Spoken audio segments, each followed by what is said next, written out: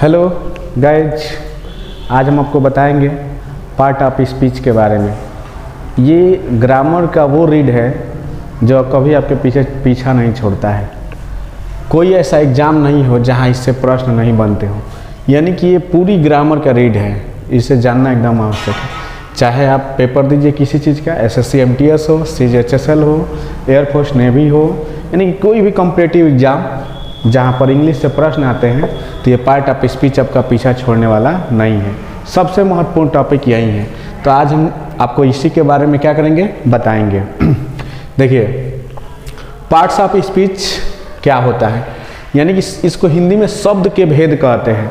यानी कि इंग्लिश में जब हम वर्ड यूज करते हैं तो कौन से वर्ड को हमें कहाँ पर यूज करना है, किसके स्थान पर करना है, तो यही पार्ट ऑफ स्पीच है। यानी कि शब्द के आधार पे ही, यानी कि शब्द के प्रयोग के आधार पे ही पार्ट ऑफ स्पीच को 8 भागों में बांटा गया है। कितने भागों में बांटा गया है? 8। यानी कि there are 8 types of part of speech. यानी कि ये है सारा का सारा पार्ट ऑफ स्पीच ही, लेकिन इनके प्रयोग के आधार पे ही इसको अलग अलग भागों में क्या कर दिया गया है, बांटा गया है। तो सबसे पहला नाउन, जिससे आप सभी परिचित होंगे, ये बचपन से ही मिलता है हमें पढ़ने के लिए कि नाउन क्या होता है। तो नाउन क्या होता है? Noun is a naming word, यानी कि किसी भी चीज, वस्तु, व्यक्ति, स्थान, माने किसी भी चीज के नाम अगर रख दिया जाए, उसी नाम को हम क्या कहते हैं? संज्ञा कहते हैं, यानी कि नाउन कहते हैं। Noun is a naming word, यानी कि किसी भी वस्तु, स्थान, व्यक्ति, अदर्स, अन्य कहा जाए, माने कि किसी भी चीज़ का, या नदी नाला कुछ भी हो जाए जिसका हम नाम पकड़ ले, वो हमारा क्या कहलाता है? नाउन कहलाता है। कि नाउन कहलाते हैं।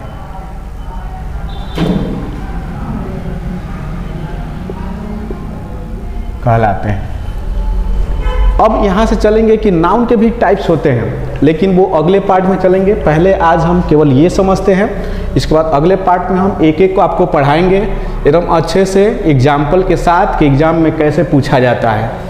अब देखिए, इसका प्रयोग हो गया है, देख लीजिए। प्रयोग के आधार पर ही बता था ना कि किसी व्यक्ति, वस्तु, स्थान, व्यक्ति या अन्य किसी भी चीज़ के नाम को ही क्या कहते हैं? हम नाम को नाउन कहते हैं। यही नाम को ही नाउन कहलाते हैं ये।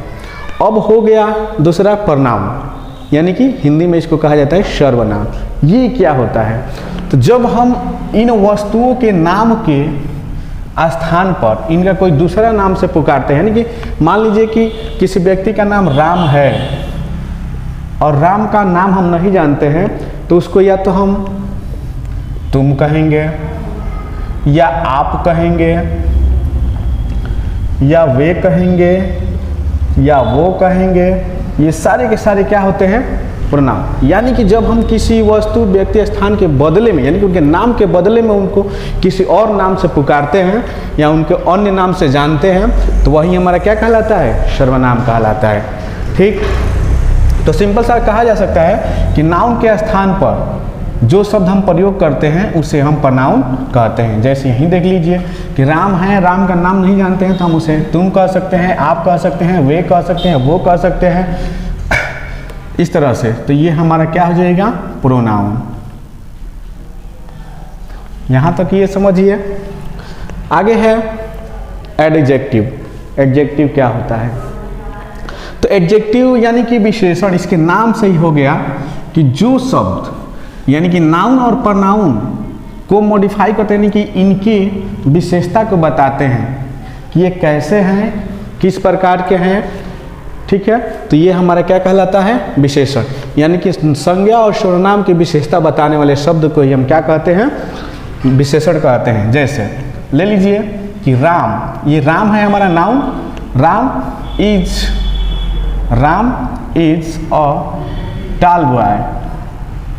तो देख लीजिए क्या हो गया? Ram is a tall boy. यहाँ पर राम हमारा नाउन है और इसकी विशेषता क्या है? कि वो टॉल, यानी कि लड़का है। कैसा? लंबा। ये लड़का है, कैसा लड़का है जी? तो लंबा। तो इसमें लंबा हमारा क्या हो गया? एडजेक्टिव हो गया। तो ये हमारा जो एडजेक्टिव होता है वो किसी संज्ञा या सर्वनाम की विशेषता को बताता है। जैसे यहीं ले लीजिए कि सी इज ब्यूटीफुल गर्ल, इस प्रकार से ले लें हम तो देख लीजिए सी हमारा क्या हो गया, प्रोनाउन। ये किसी नाम के बदले में यूज किया गया होगा। जैसे मान लीजिए कि सीता है, अब सीता का नाम नहीं जानते हैं तो लड़कियों के लिए सी यूज होता है प्रोनाउन। तो यहाँ से यही लेते हैं कि सी, तो सी इज ए ब्यूटीफुल गर्ल। अब देखिए सीता लड़की है लेकिन कैसी लड़की है, ब्यूटीफुल है, तो इसमें हमारा एडजेक्टिव ये क्या हो जाएगा, यही हो जाएगा। अब चलते हैं हम वर्ब। पार्ट ऑफ स्पीच का ये चौथा भाग होता है वर्ब। वर्ब किसे कहते हैं, तो वर्ब क्या होता है, वर्ब क्रिया कहलाती है। वर्ब क्या कहलाती है, क्रिया। क्रिया का मतलब क्या हो गया कि हम जो भी वर्क करते हैं, यानी कि हमारे द्वारा किया गया कोई भी कार्य, यानी कि एनीथिंग्स, बोलना, हंसना, गाना, पीना, उठना, बैठना, ए टू जेड, ये सारी की सारी चीज़ें क्या होती हैं, क्रिया होती है। यानी कि किसी संज्ञा या सर्वनाम के द्वारा किए गए कार्य को हम क्या कह सकते हैं, क्रिया कह सकते हैं। या एनीथिंग्स, कोई एक्शन, यानी हम बाल झाड़ते हैं, बात करते हैं, झगड़ा करते हैं, लड़ाई करते हैं, ए टू जेड, यानी कि वो काम हो, वो सारी चीज़ क्या कहलाती है, क्रिया कहलाती है। जैसे फाइट, उसके बाद लाफ, इसके बाद मान लीजिए खा रहे हैं तो खाना, ये सारी चीज़ क्या कहलाते हैं, क्रिया कहलाते हैं। यानी कि एनी एक्शन, हमारे द्वारा लिया गया एनी एक्शन, यानी कोई भी कार्य जो हम करते हैं वही हमारी क्या कहलाती है, क्रिया कहलाती है। अब आते हैं पांचवा कि एडवर्ब क्या कहलाता है। एडवर्ब यानी देखिए इसके नाम में लिखा है क्रिया अविशेषण, यानी कि लोग कहते हैं कि क्रिया की विशेषता बताने वाले शब्द को विशेषण कहते हैं। लेकिन ये भी सही है, लेकिन ये भी सही है कि पूरे पार्ट ऑफ स्पीच का जो 8 भाग है, पार्ट ऑफ स्पीच का, पार्ट्स ऑफ स्पीच के 8 भाग होते हैं। 8 भाग में से नाउन और प्रोनाउन, नाउन और प्रोनाउन को छोड़कर, नाउन और प्रोनाउन को छोड़कर सभी का, अन्य सभी का,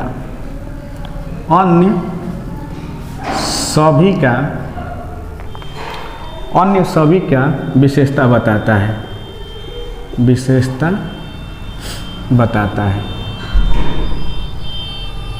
अर्थात कि एडवर्ब क्या होता है, यानी कि क्रिया विशेषण क्या होती है, पूरे पार्ट ऑफ स्पीच में नाउन और प्रोनाउन को छोड़कर इन सभी की विशेषता बताने वाले, यानी स्वयं की भी विशेषता ये बताता है, उसे कहा जाता है एडवर्ब। ये केवल क्रिया की ही नहीं, क्रिया का भी, एडजेक्टिव का भी, एडवर्ब का भी, प्रीपोजिशन, कंजंक्शन, इंटरजेक्शन, यानी कि इन दोनों को छोड़ के इन 6 का ये क्या करता है, विशेषता बताता है, तो इसे एडवर्ब कहा जाता है।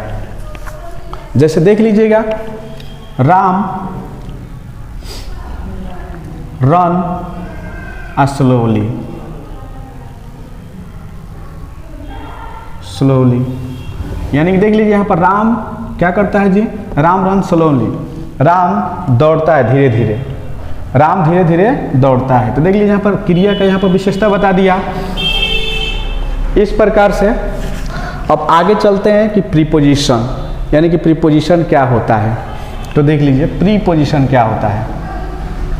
प्रीपोजिशन वह शब्द है जो किसी नाउन या प्रोनाउन से पहले, यानी कि कोई एक पहले से ही हमारे पास नाउन या प्रोनाउन हो, उसके पहले जुड़ता है और उसी वाक्य से, यानी कि जिस वाक्य में किसी नाउन या प्रोनाउन से जुड़ता होगा पहले, उसी वाक्य के दूसरे नाउन या प्रोनाउन से उसके दोनों के बीच में संबंध को स्थापित करता है, उसे हम प्रोनाउन कहते हैं। यानी कि वह शब्द जो किसी नाउन या प्रोनाउन से पहले जुड़कर और उसी वाक्य के दूसरे नाउन या प्रोनाउन के साथ उसका संबंध स्थापित करता है, उसे क्या कहा जाता है, प्रीपोजिशन। तो देखिए प्रीपोजिशन का एग्जाम्पल कैसे, जैसे हम कर रहे हैं कि a cat is sitting on the table. तो देखिए यहाँ पर इसमें हमारे 2 नाउन मिल रहे हैं, ए कैट और द टेबल मिल रहा है। तो देखिए ये जो ऑन है यही हमारा प्रीपोजिशन होगा, और किस प्रकार से, तो ये समझते हैं। यही हमारा प्रीपोजिशन होगा। अब देखिए कैसे, द टेबल, ये भी हमारा क्या है, नाउन है, और इस नाउन से ये पहले लगा हुआ है, और इसी वाक्य में ये भी एक नाउन है, और इसे कैसे संबंध बना रहा है कि a cat is sitting on the table, कि एक बिल्ली है वो बैठी है कहाँ पर, टेबल पर। देखो तो बिल्ली का टेबल से संबंध हो गया ना। अगर ये आन नहीं रहता तो क्या ये टेबल पर बैठती, नहीं। तो a cat is sitting on the table, यानी कि एक जो बिल्ली है वो किस पर बैठी है, टेबल पर बैठी है। यानी कि आन जो है वो क्या कर रहा है, आपका संबंध बता रहा है, बिल्ली का टेबल से संबंध बता रहा है कौन, ये ऑन। ठीक है, आगे चलते हैं। अब इसके बाद आता है आपका कंजक्शन। कंजक्शन यानी कि समूहवाचक या समुच्चय बोधक अवयव, सिंपल सा। तो ध्यान देंगे कि कंजक्शन क्या होता है। तो कंजक्शन वह शब्द है जो दो शब्दों को, दो वाक्यों को, शब्द समूहों को, उपवाक्यों को जोड़ने का काम करता है, इसीलिए इसका समूहवाचक या संबंध बोधक अवयव कहा जाता है। यानी कि दो लोगों को ये जोड़ेगा। जैसे Ram and Shyam are brother. यहां पर देखिए राम और श्याम यानी कि दो लोग हैं ना, इन दोनों लोग को जोड़ने का काम किया है ये कौन सा, एंड। तो ये हमारा क्या हो जाएगा, कंजक्शन। ये हमारा क्या हो जाएगा, कंजक्शन। यानी कंजक्शन का काम ही होता है दो वर्ड यानी कि दो शब्दों को, शब्द समूहों को, उपवाक्यों को, वाक्यों को जोड़ने का काम करता है, यानी कि दो लोगों को ये जोड़ता है। ठीक। इसके बाद आता है आपका क्या, इंटरजेक्शन। ये इंटरजेक्शन क्या होता है, यानी कि देख लीजिए इसका हिंदी में विस्मयादि बोधक, यानी कि नेचुरली घटना, ऐसी घटना जब हम कभी सोचे नहीं होते हैं। जैसे देख लीजिए, मान लीजिए कि आप किसी छत के नीचे खड़े हैं और बहुत मस्त हैं आप, अचानक वो छत क्या हो जाए, गिर जाए। अचानक वो छत, क्योंकि वो सोचे नहीं है तो हमारे मुंह से क्या निकलता है, अरे राम, ओह। इस प्रकार से जैसे आजकल बच्चे मोबाइल चलाते हुए रोड पे चल रहे हैं, अब जैसे मोबाइल चलाते हुए चल रहे हैं, कहीं नीचे ठेस लगे या नाला में गिर गए, तब उसके मुंह से निकलता है, क्योंकि वो सोचा नहीं होता है कि हम गिरेंगे या छत गिरेगी। साइकिल चलाते हुए साइकिल का टायर फट जाना, अब जिसका टायर फटता है वो अपना नहीं देखता है, दूसरे का देखने लगता है कि किसका फटा है, बाद में पता चलता है कि मेरा ही फटा है। तो ऐसे शब्द जो हमारे हृदय से अचानक निकलते हों, जिसके बारे में हमें पहले से जानकारी ना हो, ना हम सोचे होते हैं। जैसे अचानक कभी आप घर से पढ़ने निकले, किसी व्यक्ति से मिले हुए, जैसे कोचिंग पहुंचते हैं, एक दूसरा लड़का पहुंचता है, यार फलाना तो मर गए, बस आपको कैसा आश्चर्य होगा, उसमें निकलेंगे, वो अभी तो हम आए देख कर, अभी तो वो ठीक थे। तो ऐसे शब्द जो हमारे हृदय से क्या होते हैं, अचानक निकलते हैं, वही क्या होते हैं, इंटरजेक्शन होते हैं। जैसे एलास, हुर्रा, ओ, अरे, ETC, यानी कि बहुत सारे शब्द है। अब देख लीजिए, एलास यानी कि जब दुख के बारे में हो जाए, हुर्रा हो गया। ठीक है, हुर्रा कैसे होता है, जब यानी कि मान लो कि तो खूब गुमसुम बैठे हो, रिजल्ट आने वाला है, मन में एकदम उछलता लगा हुआ है कि अब रिजल्ट आ रहा है, पता है ना हम फेल होंगे कि पास होंगे। तभी मान लो रिजल्ट जिसे शो करता है कि हम पास हैं, तो पास होने वाला तो उसका तो गर्दे उड़ जाता है एकदम, वो कितना खुशी में रहेगा पूछो मत। तो वहाँ पे हुर्रा हो गया।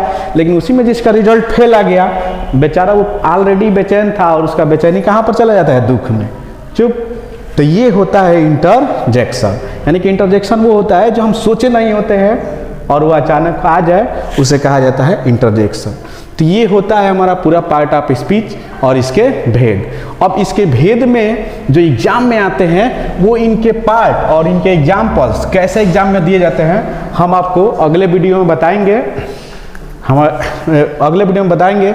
जानने के लिए आप हमारे चैनल से जुड़े रहिए। अगर हमारा वीडियो आपको पसंद आता है तो लाइक कीजिए, सब्सक्राइब कीजिए, शेयर कीजिए और कमेंट कीजिए।